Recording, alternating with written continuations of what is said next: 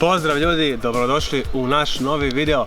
Sigurno ste se i sami zapitali često da li treba trenirati pod upalom i jednostavno odgovor nije toliko komplikovan, ali opet nije ni toliko jednostavan da vam ga možemo reći u par rečenica, jer sve to zavisi od situacije. Uglavnom u većini slučajeva poželjno je trenirati tokom upale, ali opet postoje i oni specifični slučajevi kada to nije poželjno i u ovom klipu mi ćemo objasniti koja je razlika između ova dva konkretna slučaja, tako da uživajte u nastavku klipa.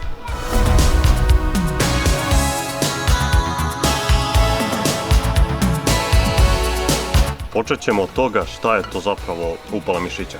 Pa možemo je na najosnovnije podeli podeliti na akutnu upalu koja se dešava odmah nakon treninga i karakteristično za nju je da imate tu neku veću otečenost mišića, prokrvljenost i to najčešće traje od nekoliko minuta do sat, dva, znači ne nešto pretjerano dugo i to prolazi. I na tom pojmu se nećemo toliko dugo zadržavati, nego čisto oko informativno da znate, a pričat ćemo detaljnije o toj odloženoj upali koja se dešava recimo 1, 2 dana ili čak 3 dana nakon što ste odradili trening i to je ona upala baš na koju i mislite kada pitate da li treba trenirate pod upalom. Karakteristično za nju je da, znači kada recimo dan nakon što ste odradili trening i kada se probudite sa upalom i tako dalje, desit će vam se to da imate bol u mišiću na dodir, pri kontrakciji sam mišić će biti dosta slabiji, također na istezanje imat ćete jaku bol, bit će veća prokrvljenost, to jest bit će vam mišić nadutiji nego što je bio inače i ta upala otprilike traje od 1 dan najmanje do u nekim ekstremnim situacijama traje do znači 15 ili čak 20 dana, znači to su one baš ekstremne upale. I zašto se uopšte dešava upala? Pa uopšte nije komplikovan odgovor na to pitanje. Znači u toku treninga imate ta neko oštećenja koje se javljaju na mišićima i znači imate posljedicu, to jest te bolove i tako, znači te simptome koje sam već naveo dan nakon, znači to je karakteristično za nju i to je taj razlog. Oporavak od upale je periodan sled koji čeka svakog vežbača. Međutim, oni malo manje strpljivi sigurno će potražiti neki brži način i to se može ostvariti u vidu konzumiranja nekih analgetika poput paracetamola, aspirina, brufena i tako dalje. Znači, mi nismo lekari, ovo pričamo iz našeg ličnog iskustva i na osnovu dugogodišnjeg treniranja. Ovi analgetici će sigurno smanjiti količinu bola koju ćete osjećati zbog neke upale, ali taj neki side efekt i ta neka sporedna pojava je što će vam usporiti sam oporavak mišića. Znači to vam je kao neki mač sa 2 oštrice i sigurno vam ne savjetujemo da to koristite, jer mi lično sve ove godine nijednom nismo potegli ka tim analgeticima, već smo pustili vreme da odradi svoje, tako da i to i vama isto savjetujemo. Eventualno jedino što preporučujemo da može da se praktikuje za brži oporavak je korištenje leda ili hladnog tuširanja. Sljedeće pitanje je kako upala nastaje i da li ju je moguće sprečiti. Pa upala mišića se dešava u 3 situacije. Ili ste tek prvi put u životu krenuli da trenirate, ili ste počeli da trenirate nakon neke duže pauze ili nakon nekog perioda treniranja dosta slabijim intenzitetom, ili ste u potpunosti promenili koncept dosadašnjeg treninga koji ste praktikovali. I ako bolje razmislite, to su neke 3 situacije s kojima je zajedničko da vam sve 3 nanose neki šok na mišić, zato što radite nešto na što mišić nije navikao. Sad, ukoliko nikad niste trenirali, mišići vam ni na što nisu navikli, ukoliko ste promenili koncept treninga, promenili ste znači način na koji te iste mišiće opterećujete. I sad se postavlja pitanje da li je moguće sprečiti upalu, to jest da vam se ono uopšte ne desi. Pa moguće.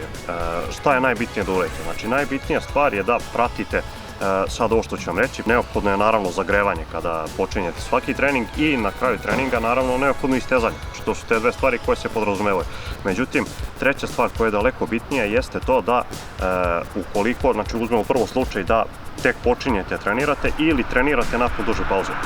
Neophodno je krenuti, znači malo slabije, recimo da uzmete 2 nedelje te neke pripreme za trening i znači da radite slabije i tek nakon toga da radite taj neki realan trening koji biste planirali radite na samom početku, a ukoliko menjate koncept treninga, potrebno bi bilo da to odradite također na neki blaži način, tako što ćete znači promeniti, ali raditi ne da promenite odmah za 180 stepeni, nego da se prilagođavate tom nekom novom konceptu. Ne mora to sada bude toliko da radite, da to podelite na mjesec dana, ali jednostavno da ne idete odmah sa jednog na drugi uz te nagle skokove. E sad, da li će vas to osigurati da 100% nećete imati upalu? Pa opet naravno neće, ali ono što je sigurno jeste to da ukoliko budete radili ovo što sam rekao i ukoliko vam se desi upala, sigurno će biti daleko slabije od one koju biste imali kada ne biste to praktikovali. Da li upala znači i dobar trening? Zabluda, zabluda i zabluda.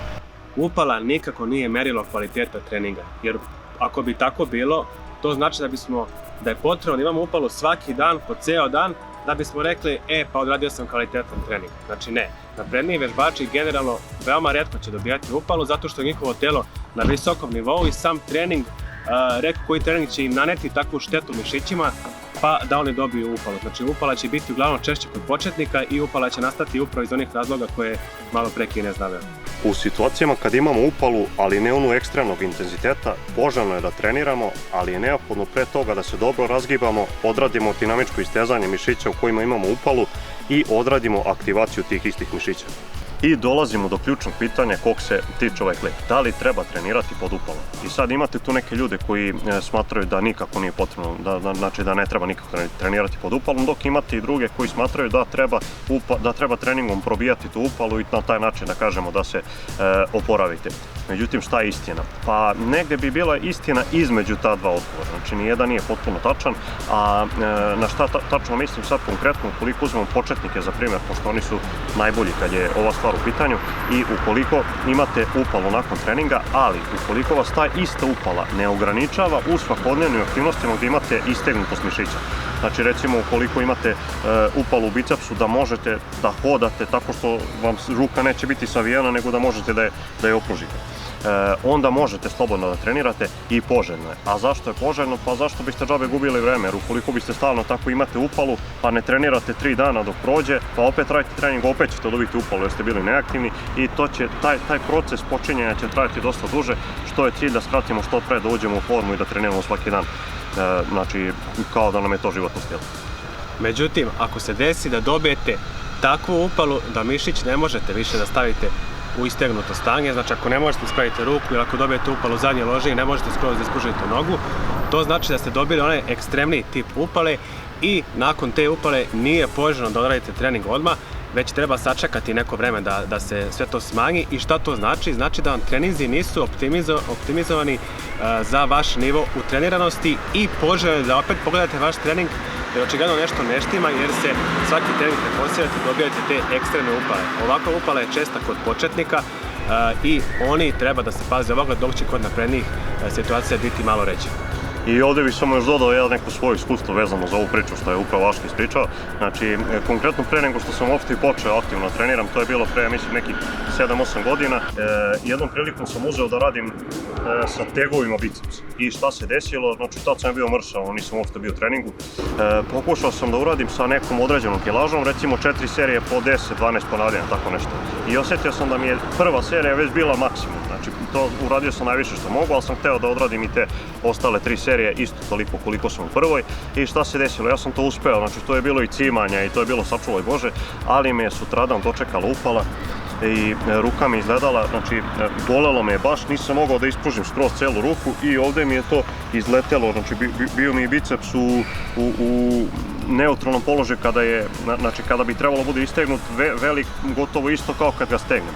I u tim trenucima nisam mogao da držim ispruženu ruku, već se dešavalo da sam znači kako sam u stvari uspevao da ispravim, tako što uhvatim drugom rukom i polako, trpeći bol, ispravim je u položaj istegnutosti i onda posle toga, znači prestane me bol posle minut i kad sam hteo da je vratim nazad, ponovo bili su bolovi da vratim nazad, tako da to je bilo katastrofa i upala je trajala više od 2 nedelje, znači više od 2 nedelje sam je bio u takvom stanju i to je ono što vam govorimo da nikako nije pametno da se desi. Sad na kraju, da li je poželjno dobiti upalu? Pa sigurno nije poželjno, ali opet ako dobijete nije smak sveta, jednostavno čuvajte se ovih ekstremnih upala.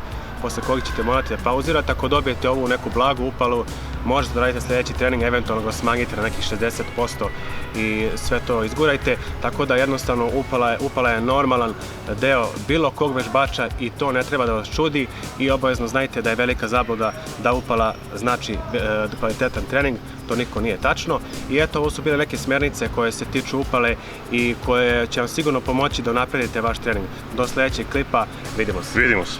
Osim YouTube kanala, naš napredak kao i dodatne savjete možete pronaći na istoimenoj Facebook stranici kao i na našim Instagram profilima. Do sljedećeg klipa želimo vam uspješne treninge.